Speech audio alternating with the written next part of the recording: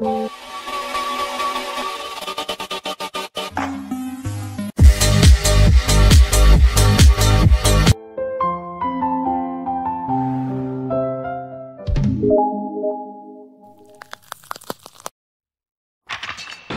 episode 431 sampai 432, nampak Kogoro, Ran, dan Conan berada di sebuah kafetaria bernuansa romantis. Ternyata Ran berupaya makan malam bersama Eri, yaitu ibunya. Namun Eri mengabarkan tidak bisa datang karena kerjaannya belum selesai. Di sini Eri hanya berpesan agar Kogoro tidak kebanyakan minum wine. Tak lama setelah Kogoro melihat menu dan mendengar tujuan Ran sebenarnya, Kogoro yang tadinya senang makan malam di kafe itu mendadak berkata nyeleneh. Di saat itu datang Chiba dan Takagi yang menyapa. Kogoro pun bertanya, ada perlu apa polisi berada di kafe seperti itu? Ternyata mereka berdua hanya memenuhi janji dengan kerabat masa sekolah SMA-nya yang ingin berkonsultasi. Tak lama datang seorang pria berambut pirang bernama Emoto. Dialah teman SMA Chiba yang dibicarakan barusan. Chiba pun mengenalkannya kepada Kogoro. Ternyata Emoto kenal Kogoro yang seorang detektif terkenal, yaitu Kogoro Tidur. Emoto pun berbisik kepada Chiba bahwa dalam pertemuan mereka ada dua gadis yang profesinya sebagai polwan, kenalan kakaknya Emoto yang selalu pakai rok mini. Tentu saja Chiba dan Takagi terkejut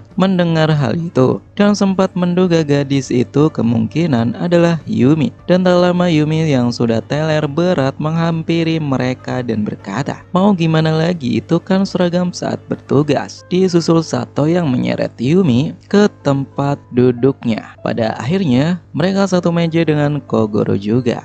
Di saat Sato memperagakan kuncian andalannya saat menangkap pelaku kepada Chiba yang berperan sebagai korban, sedangkan Kogoro diminta bercerita mengenai kasus yang diselesaikan oleh beberapa wanita teman kakaknya Emoto. Di saat itu kakaknya Emoto yang bernama Aya melihat ponselnya sambil berkata ingin segera pulang ke rumah. Emoto sempat menghentikan niat kakaknya itu karena acara pesta baru saja dimulai. Takagi pun bertanya kenapa Aya ingin pulang, padahal tujuan pesta itu untuk menghilangkan penat pekerjaan alias bersenang-senang. Aya pun berkata bahwa di rumah mereka meninggalkan anak bernama Kota sendirian. Emoto menegaskan bahwa anak itu berumur 5 tahun dan sudah bisa ditinggal sendiri.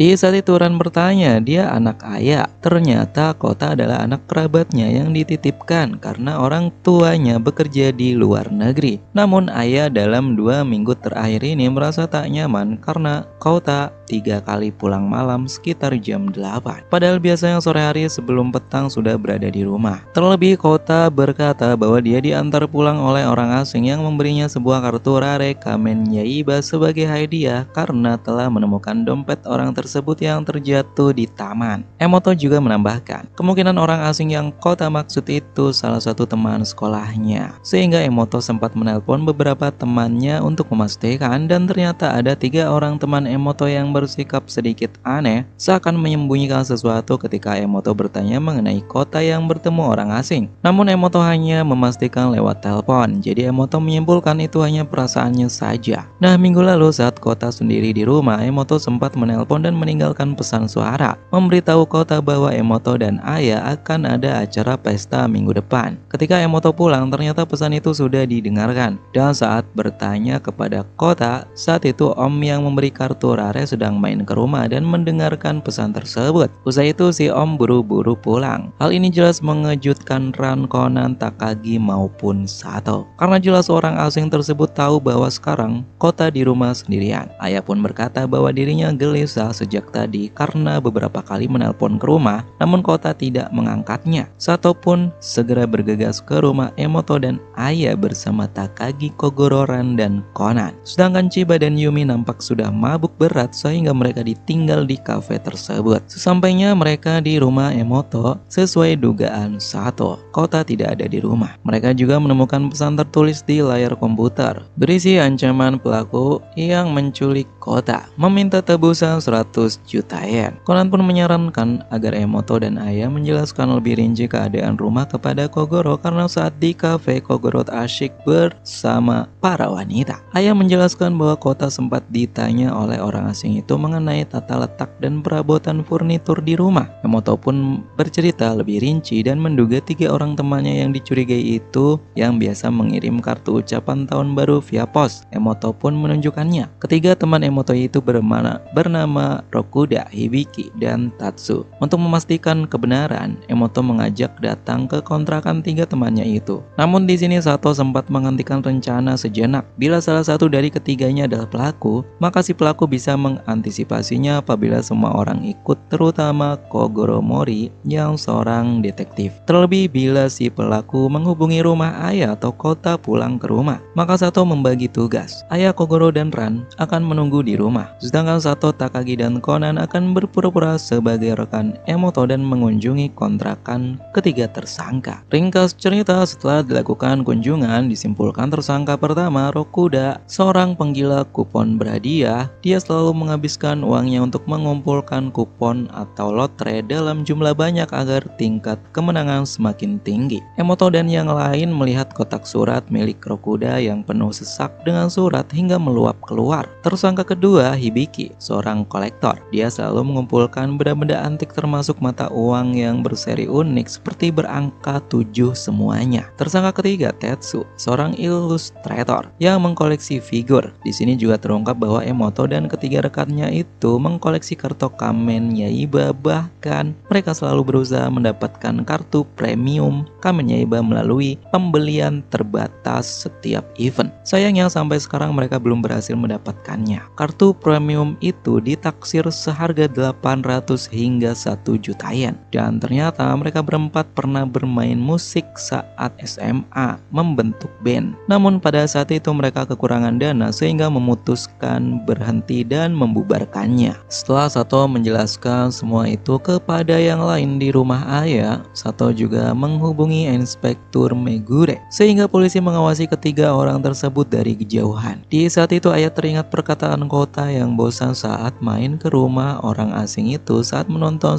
acara baseball. Dari situ Sato dan Takagi pun mengecek jadwal pertandingan baseball. Di sini mereka berdua sempat saling menyalahkan dengan penampilan dan pakaian mereka masing-masing yang terlihat tidak biasa, seperti akan menghadiri pertemuan kencan buta. Tentu saja Takagi beralasan bahwa dia hanya diajak oleh Chiba, sedangkan Sato beralasan bahwa dia hanya menemani Yumi. Tak lama, Inspektur Megure menelpon karena jam semakin larut. Di saat itu, Kota pulang. Tentu saja Kota kebanjiran berbagai pertanyaan oleh penghuni rumah, terutama Sato sebagai polisi. Sato bertanya di mana om-om yang bersamanya. Kota menjawab bahwa dia memang pergi main dengan si om, namun ketiduran di mobil. Dan saat bangun, si om tidak ada, sehingga dia bergegas pulang. Ayah pun menyuruh Kota untuk masuk. Di saat itu Takagi memperhatikan langkah kaki Kota yang meninggalkan jejak basah, sehingga Takagi bertanya, "Kenapa kaos kaki Kota basah?" Kota menjawabnya, ketika dia keluar dari mobil dan masuk ke rumah si om untuk mencarinya, Kota hanya melihat orang yang tak dikenal berada di dekat bak mandi yang airnya terus mengalir. Oleh sebab itu Kota segera pulang. Mendengar penjelasan Kota, Takagi langsung berlari menuju rumah yang dimaksud Kota. Kogoro pun menyerahkan sisa penyelidikan kepada polisi karena dirasa Kota sudah pulang dan kasus bisa diselesaikan oleh mereka. Di saat itu Kogoro teringat untuk menonton siaran langsung final baseball. Ternyata skornya masih imbang dan kedua pihak masih saling bertahan. Conan pun jadi tahu siapa penculik Kota dan motifnya, sehingga Conan memberi petunjuk kepada yang lain. Pada akhirnya Kogoro berhasil menyimpulkan alasan Kota berkata bosan saat menonton baseball bersama orang asing itu karena pertandingannya sedang di fase bertahan. Namun pergerakan tersebut sangat membuat penasaran penonton dewasa. Jelas berbeda bagi anak-anak. Itu hal yang membosankan karena tidak ada yang berhasil memukul bolanya alias terus-menerus berganti pemukul. Berdasar kesaksian Emoto yang saat itu sedang menonton pertandingan baseball, saat ditelepon hanyalah Rokuda. Jelas motifnya adalah untuk mendapatkan kupon milik Emoto yang dibuang. Oleh sebab itu si pelaku datang saat hanya ada Kota, bertanya tata letak furnitur untuk mencari di mana kupon Emoto disimpan. Sebenarnya sejak awal Emoto sudah menyadari dirinya. Namun Emoto memaklumi tindakan Rokuda. Karena itu berawal dari Emoto yang ingin bermain band lagi. Makanya Rokuda berusaha mengumpulkan kupon sebanyaknya agar kemungkinan menang semakin tinggi. Dan hasil jackpot kupon itu akan dipakai sebagai dana untuk memulai ngeband lagi. Naasnya Sato tidak mentoleransi tindak ancaman dan penculikan itu. Karena hal tersebut sudah termasuk tindak kriminal. Sehingga Sato bergegas ke tempat Rokuda. Namun saat memanggil Takagi, Takagi sudah tidak ada di rumah itu. Mereka pun bergegas pergi ke kontrakan Rokuda. Ternyata Megure sudah ada di sana. Takagi juga nampak kelelahan terduduk di tepi jalan dengan beberapa bercak darah. Tentunya hal itu membuat Sato khawatir. Ternyata Takagi baru saja menyelamatkan Rokuda yang telah bunuh diri dengan memotong urat nadi di tangannya. Tentu saja Rokuda sudah dibawa ambulan. Hal itu jelas sangat pengaruh, terlambat sedikit saja nyawa Rokuda bisa melayang. Sato yang merasa malu berusaha pergi, namun Megure menyuruh Sato membuat laporan kasus itu bersama Takagi sehingga mereka harus ke kantor polisi. Dalam perjalanan, Sato sempat membahas pertemuan di kafe lagi dan berandai apabila di kafe itu Sato tidak datang, apakah Takagi akan tertarik dengan salah satu wanita di sana. Tentu saja Takagi mengelaknya dan berupaya meyakinkan Sato bahwa dirinya hanya sekedar menemani Chiba. Tak lebih dari itu, Takagi pun berterus terang bahwa dirinya lebih tertarik mendapatkan hati Sato. Di saat itu Sato tersenyum dan berkata, "Kau akan memperjuangkannya?" Takagi menjawab, "Tentu saja."